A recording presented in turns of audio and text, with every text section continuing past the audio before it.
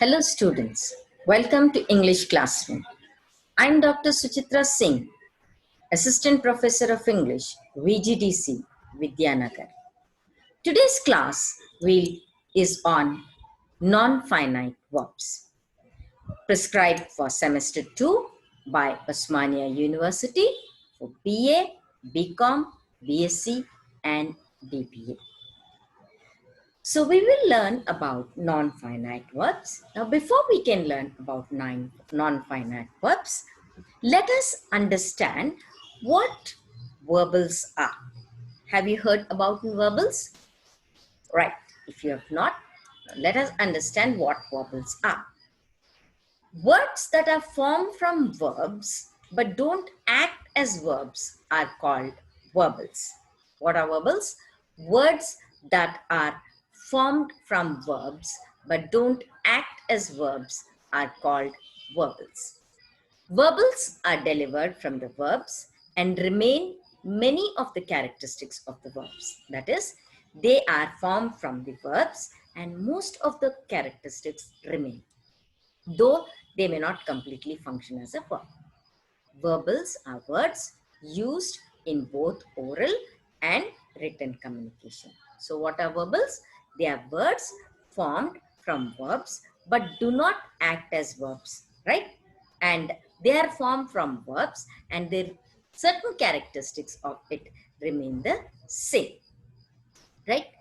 From verbs, then the verbals are again divided into different parts. So before we learn that, let us first understand what our objectives are. Our objective will be that students will learn the difference between verbs and verbal. They will learn the difference between finite and non-finite verbs, right? They will learn different kinds of non-finite verbs. The students will learn the correct usage of non-finite verbs and enhance their oral and written communication, right? So with this, we will start our class. Now to begin with, verbs are of two types, right? There are mainly two types of verbs in English, that is finite and non-finite. Now, let us now understand what finite verbs are. Finite verbs change their form when there is a change in the number or person of the subject. What is finite verb? They change their form when there is a change in the number of or person of the subject.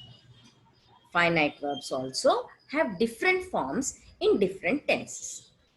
So, we know that verbs are of two types, finite and non-finite, right?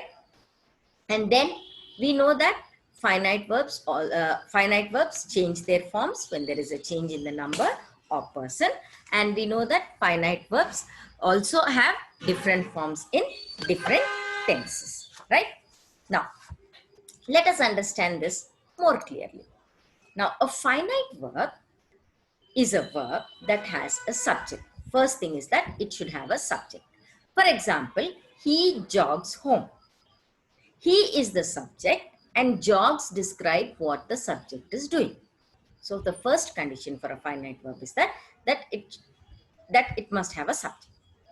A finite verb is affected by the tense. The second characteristic is that it is affected by the tense. That is, in simple present tense, it is jogs. In continuous tense, it is jogging. In past tense, it is jog. Say, he jogs, he is jogging, or he jogged.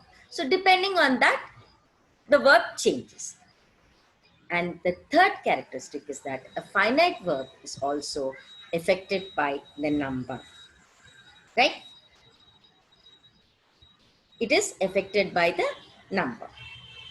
That is subject-verb agreement. He jogs, they jog. So depending on the singular or plural subject, the verb changes. So a finite verb is a verb that has a subject, right? Then it in that, say for example, he jogs home, he is the subject and jogs describes what the subject is doing. And a finite verb is affected by the tense. That is, in simple tense, it is jogs. In progressive tense, it is jogging. past tense it is jogged, right? And a finite verb is also affected by the number. That is singular he jogs, plural they jog. So the subject verb agreement according to the singular or plural. So this is all about finite verbs. Then we'll come to the next one, that is non-finite verb. Now remember, a non-finite verb is not affected by tense, person or number. Whereas, what did we learn? We learned that a finite verb is affected by tense, person or number. The difference is that a non-finite verb is not affected by tense, person or number. Non-finite verbs functions as adjective, adverb and noun, right? What is non-finite verb? It functions as adjective, adverb and noun. Now there are three types of non-finite verbs, that are infinitives, right? Gerund and participle. Infinitives, gerund and participle, right?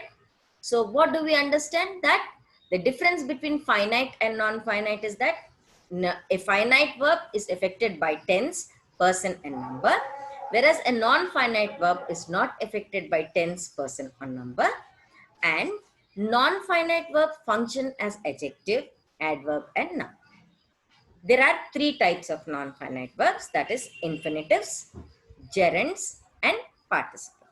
Now let us learn each in detail. Say participle.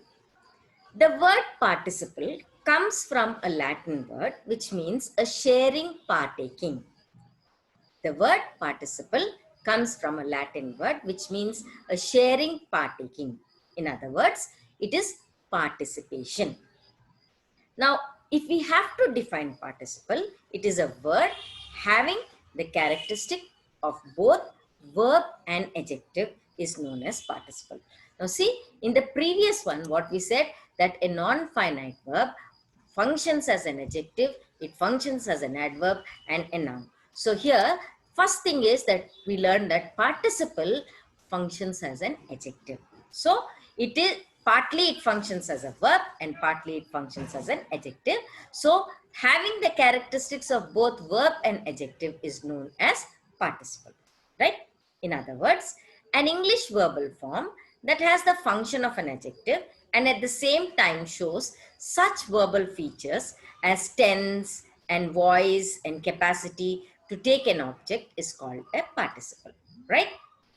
So what is a participle?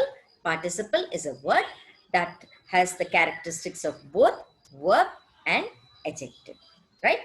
And these verbal features, they function as an adjective and at the same time shows such verbal features as tense and voice and capacity to take an object, right? And so they are called as participles. Let us understand this with some examples.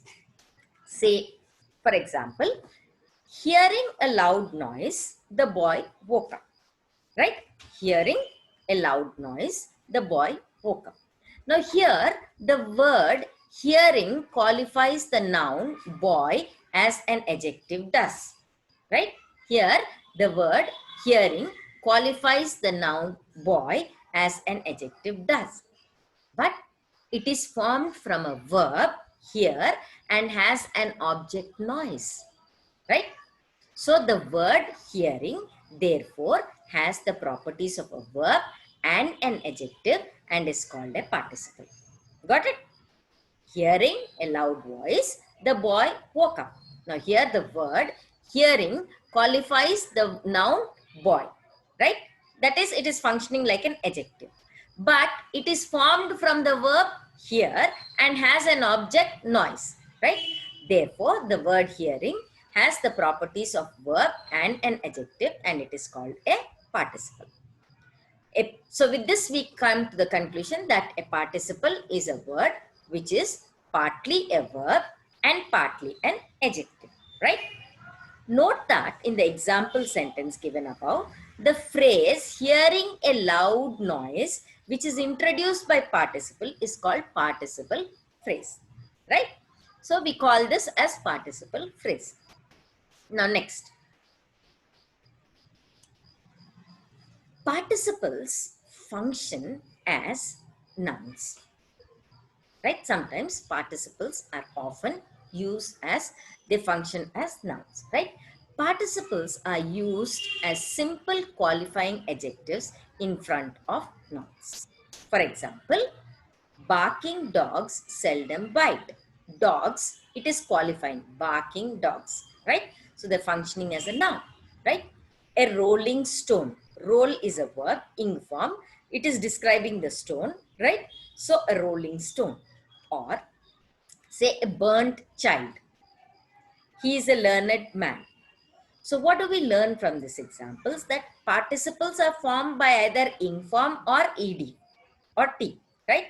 So they are often used as qualifying adjectives in front of nouns, right? So this is where we can say that they function as nouns. Next is that, so this is all about our participles, right? So what is a participle? Which is partly an adjective or which is partly a verb is a participle. Now there are four kinds of participles. How many kinds are there? There are four kinds of participles. They are present participle, past participle, perfect participle, and dangling participle. What are they? They are present participle, past participle, perfect participle, and dangling participle. So we will try to understand each of these, right? So let us start off with present participle. Present, we have to start off with. So what we learn over here is that there are how many kinds? There are four kinds, and we are going to start off with present participle. Present participle end in ing and describe a present condition, right? Present participle end in ing and describe a present condition. Present participles are verbals, right? Because their root words are verbs. And they act as adjectives as they are modifying nouns and pronouns. And they end in ing form, right? What are present participles? They are verbals because they are formed with the root verb, and they act as adjectives which modify nouns and pronouns and end in ing form, right? Now, we know that even verbs end in ing form. Present participles also end in ing form. Now, how to differentiate between whether it is a verb or whether it is a present participle? Remember, present participle generally, most of the time, end in ing appear without a helping verb before them and modify nouns. If at all they're coming with a helping verb also, they're modifying the noun. They're not functioning like a verb. But generally, they come without a helping verb, right? And they modify the nouns.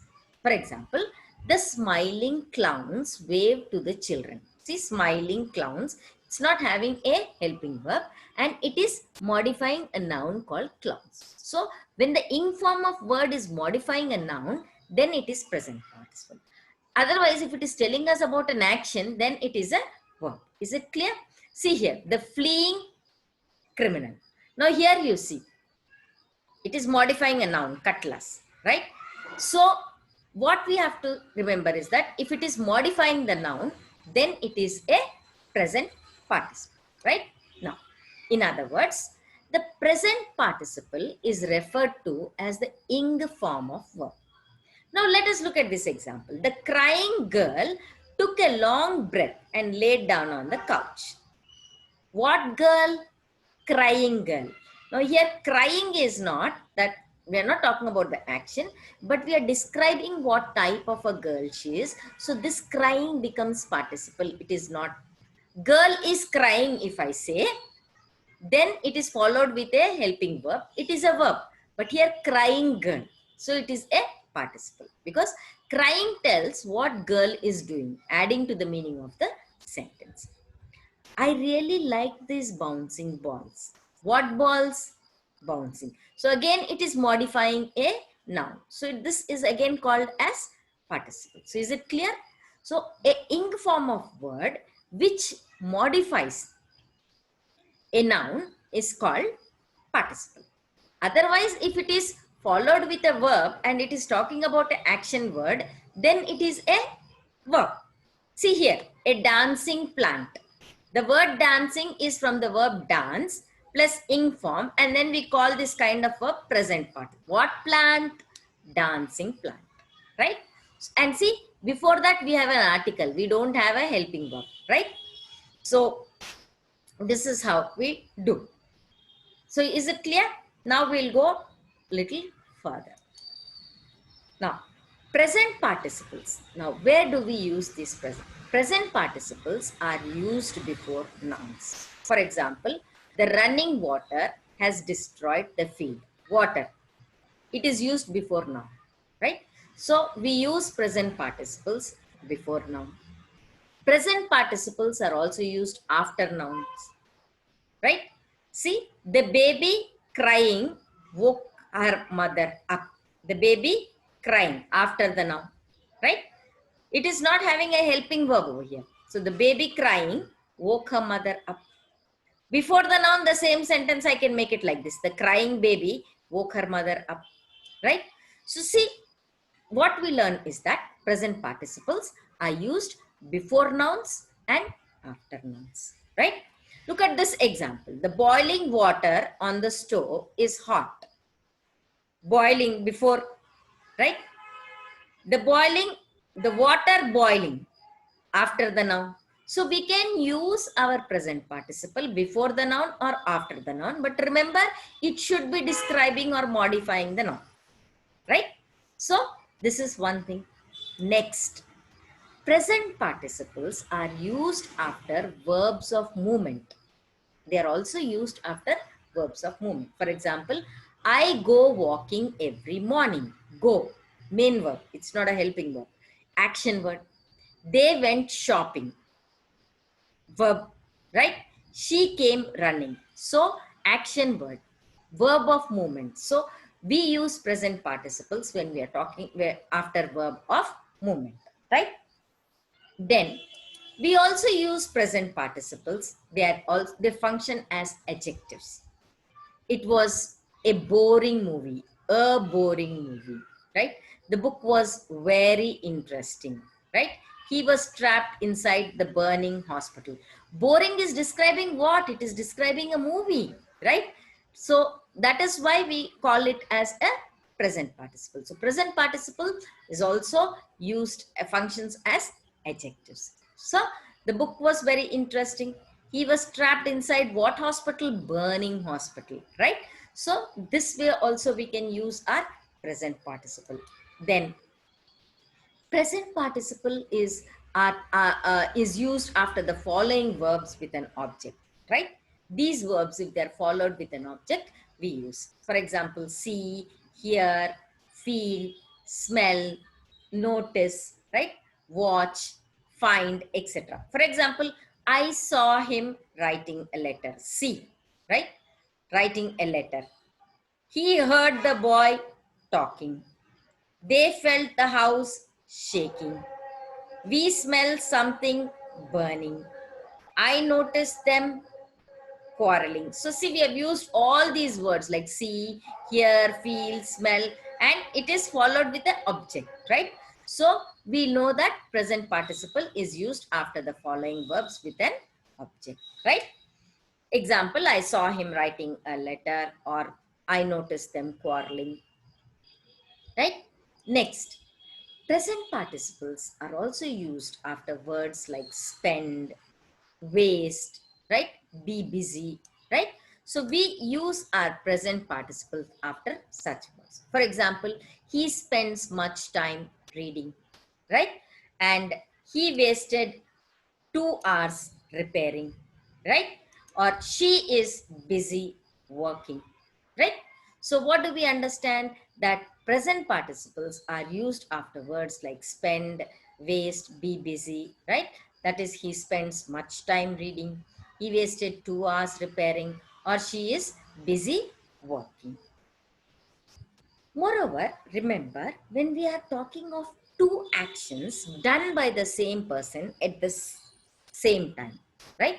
When we are talking about two actions done by the same person at the same time, remember the first action we should use present participle. For example, look at this. Walking down the street, she met her old friend. Two actions. Walking down the street is one action. She met her old friend is one action. So the first one, I will use the present participle.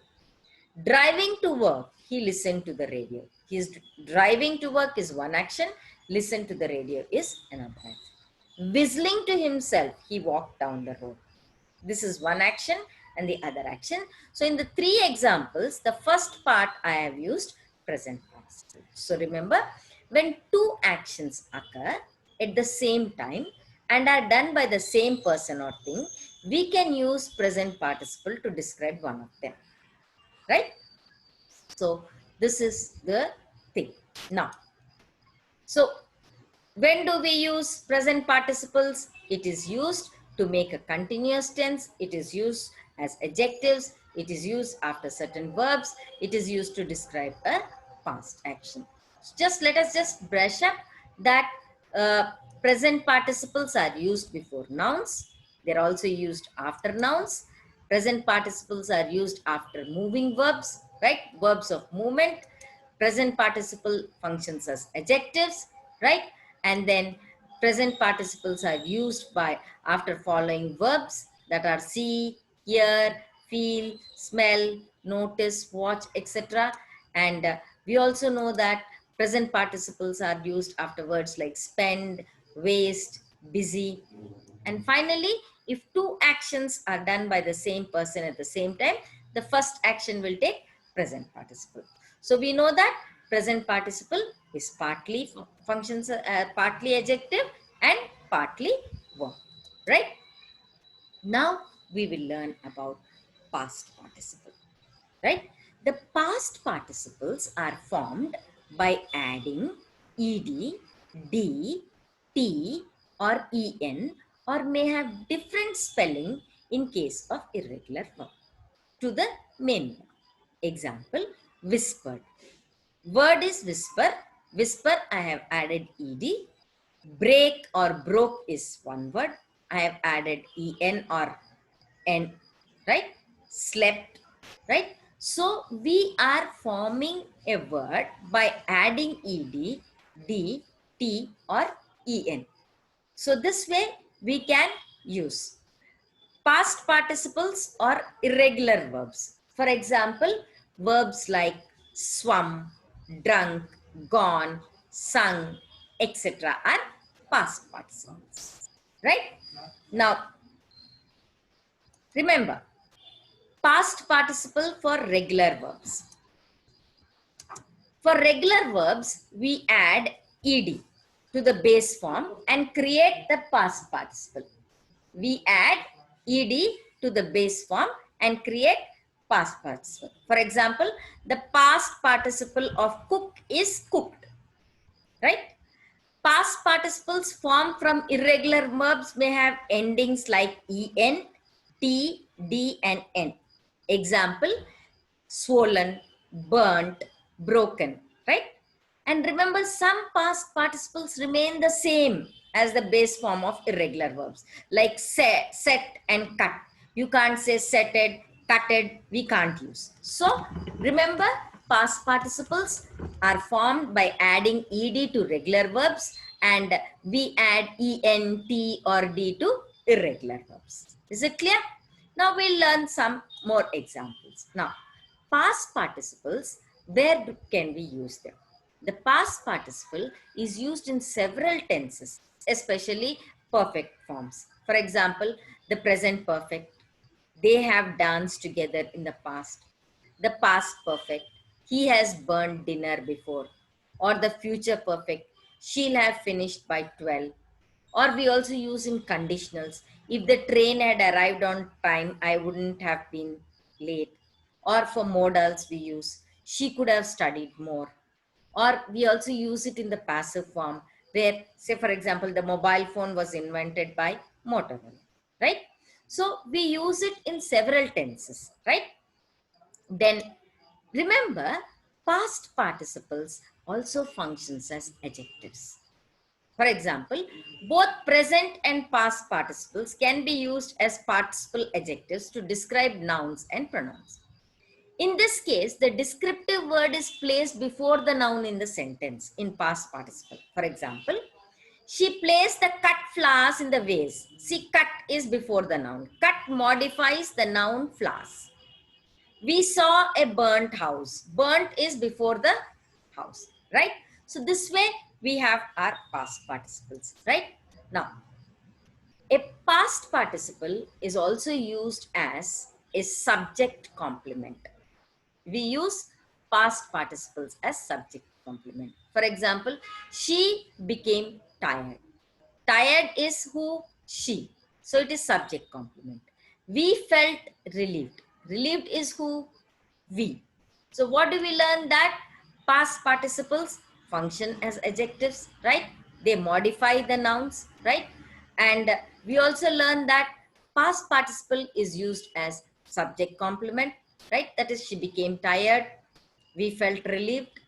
Then past participle is used as an object complement too. For example, look at this. He got his radio repaired. Sorry. He got his radio repaired. Now, radio is the object and this is object complement. She found the cloth damaged. Cloth is our object and it is object complement. So, with these examples, we learn that a past participle is used as an object complement. For example, he got his radio repaired. She found the cloth damaged. Then we also use, there are other uses of past participle.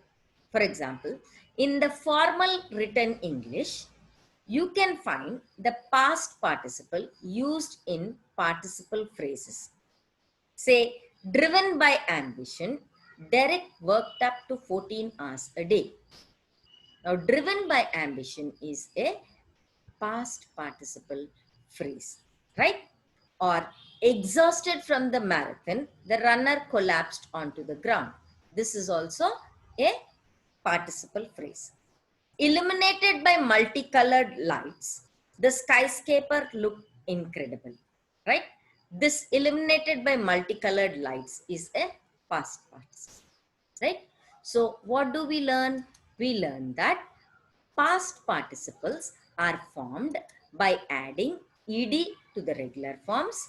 They are formed by adding ent and d and n to the irregular forms, right? The past participle is used in several tenses, especially perfect forms, right? And past participles function like adjectives, right?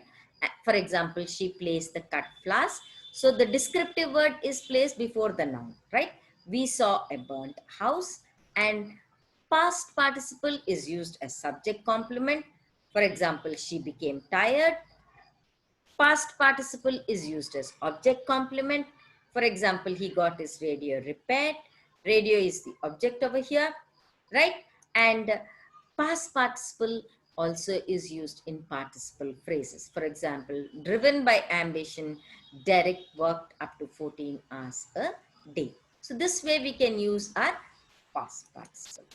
Now we will come to perfect participle. This is another kind. Perfect participle, remember, will always start with the verb have, which will have the inform having. For example, combining the word having with the past participle of a word creates the perfect participle.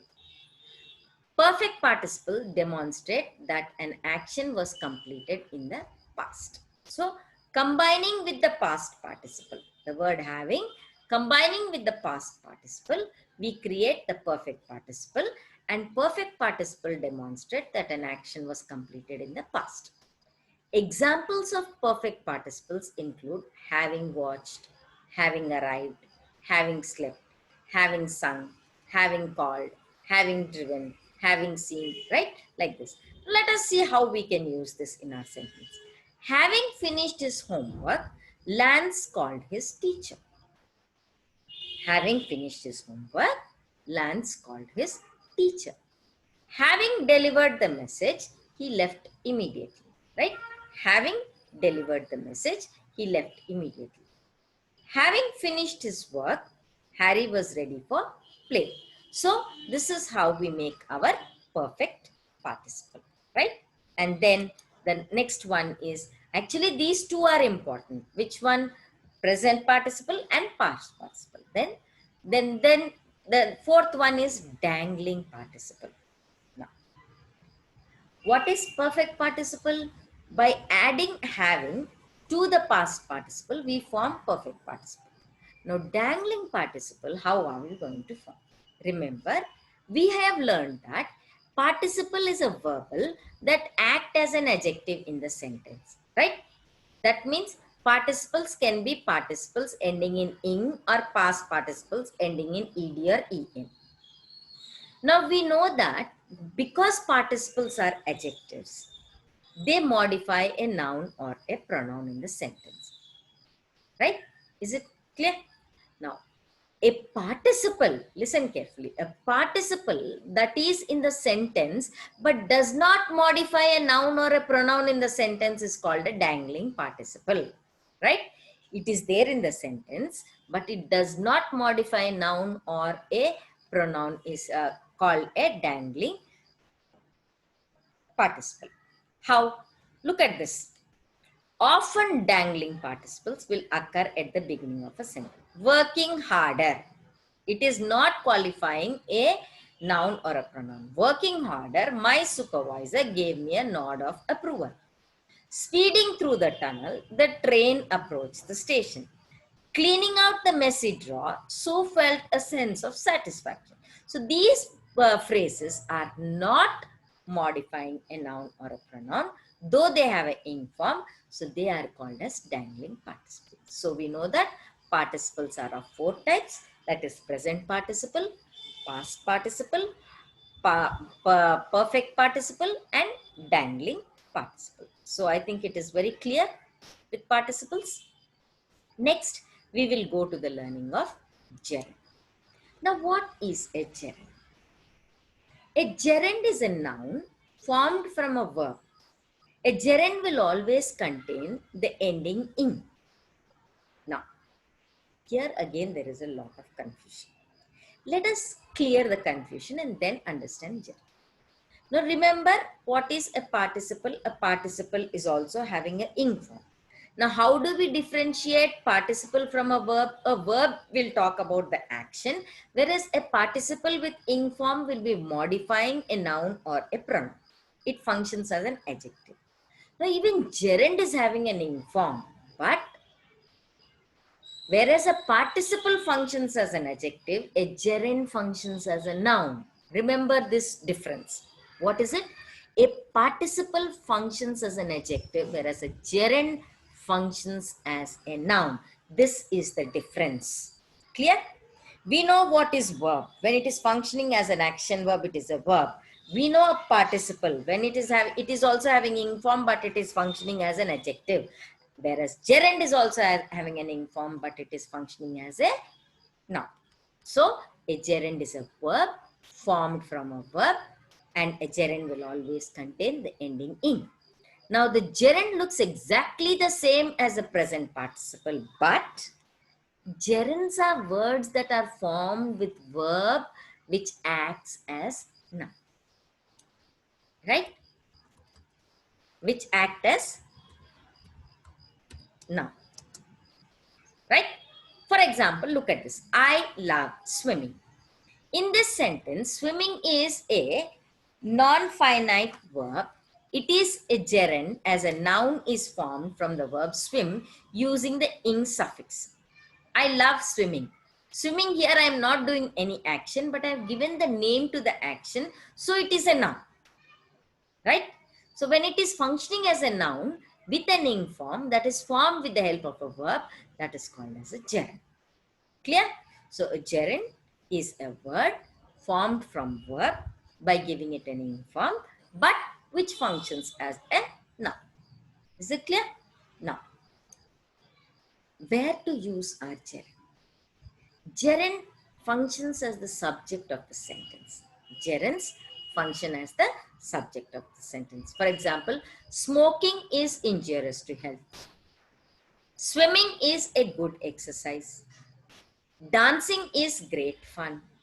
Cooking is my hobby. So smoking is noun form. Swimming is noun form. Dancing is noun form.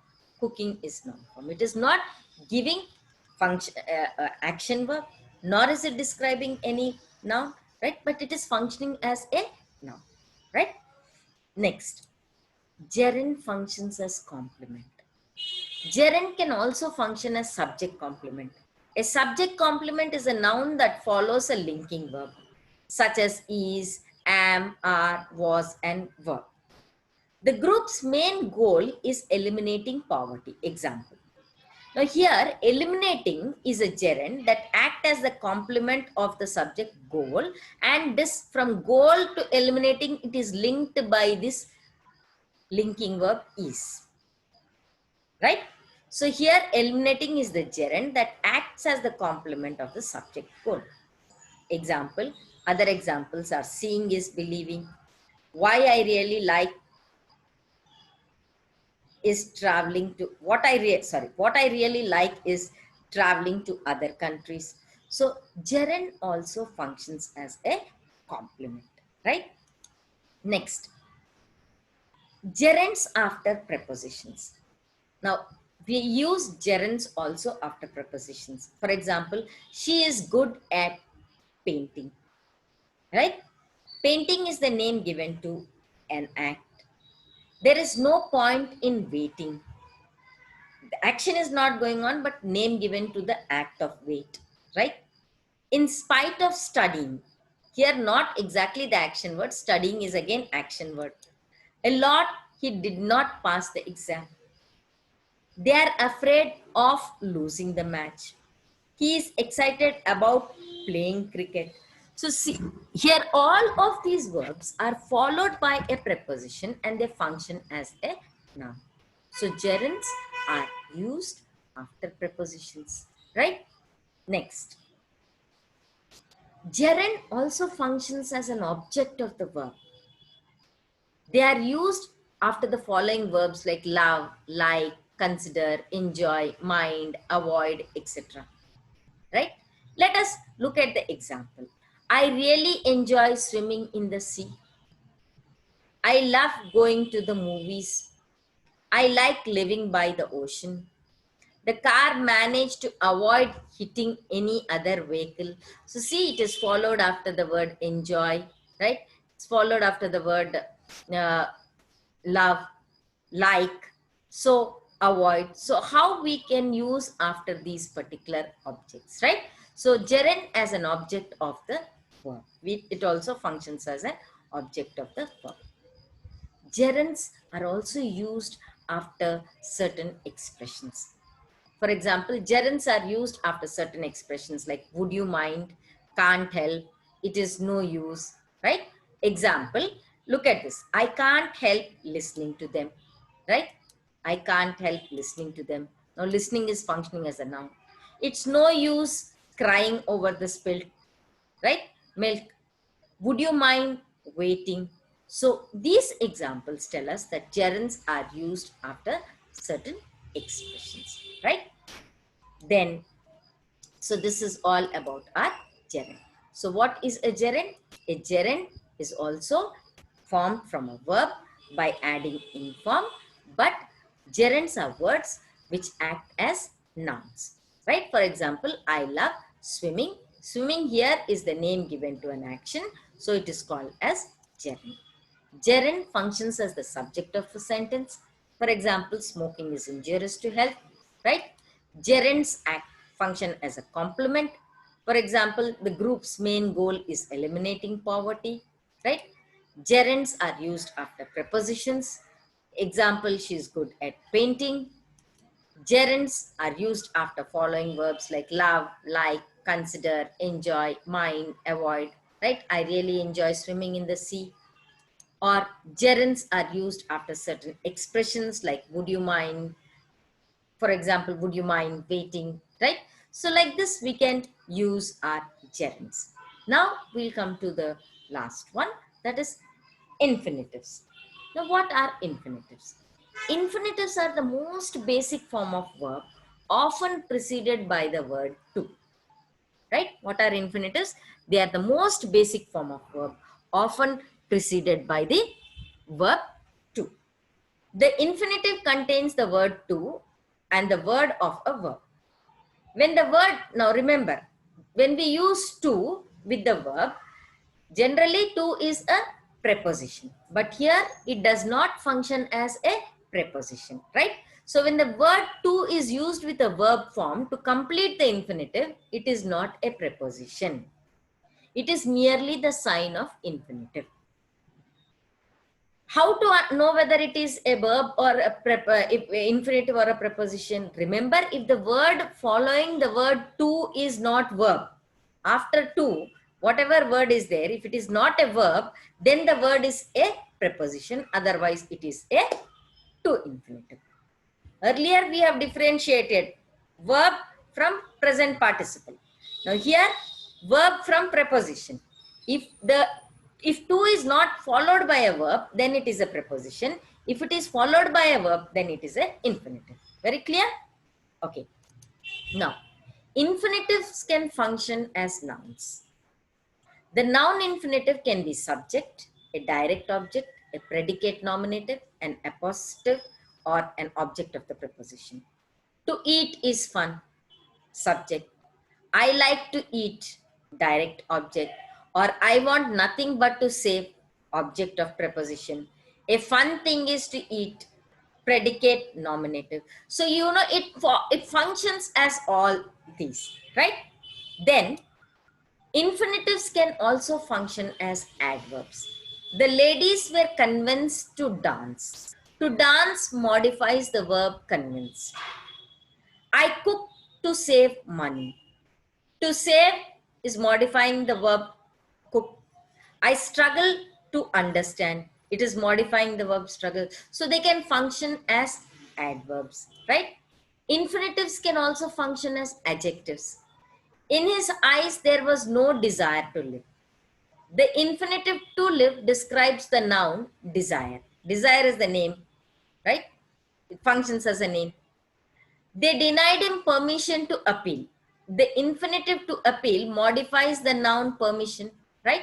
So they function as adjectives. The necessity to call a police was immediate. To call describes the noun necessity. So it also functions as adjectives.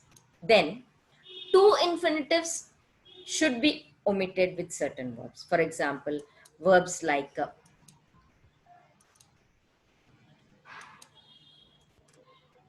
feel, watch, dare, right? Help, see, they will not have take to infinitive. We saw him to enter the room is wrong. I asked her to help is wrong. I asked her for help, we say. We watched them to leave to the place, we should not use, right? So what do we understand? Two infinitives, right? What is two infinitives? Two infinitives are the most basic form of verb, often preceded by the word to, and they function as adverbs, nouns, and adjectives, right? And infinitives can function as nouns.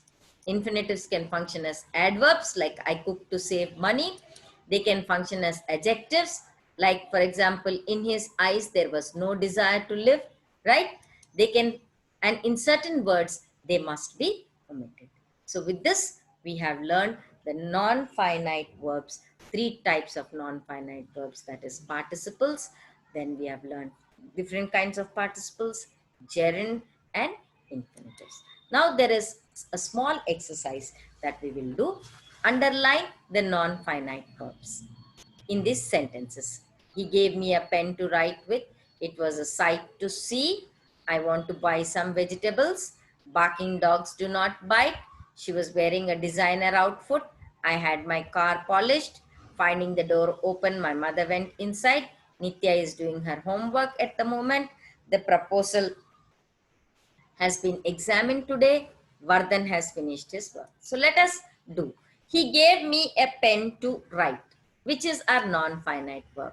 To write is our non-finite verb, right? And here in this sentence, it was a sight to see. To see is our non-finite, right? I want to buy. See, this is very easy. To buy is a non-finite, right? Then barking dogs do not bite. So non-finite is barking dogs over here, right? And she was wearing a designer outfit. Wearing a designer outfit, right? Wearing is a non-finite verb. I had my car polished, right? Polished is a non-finite verb, right? Then next is Next is finding the door open, my mother went inside, right? Finding the door open is one phrase, right?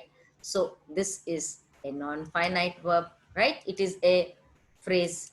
Then Nitya is doing her homework. Doing her homework, right? So doing is a non-finite verb, right? The proposal has been examined today. The proposal has been examined today. So here examine is our non-finite verb, right? Then last one is we have finished, Vardhan has finished his exams. Finished is a non-finite verb, right? These words are modifying the noun. So with this, we have come to an end with our non-finite, finite verbs. I hope you have understood. Thank you very much for listening. Stay safe, right? Stay home, stay safe. If you have to go out, please wear your mask and have a nice day. Thank you so much.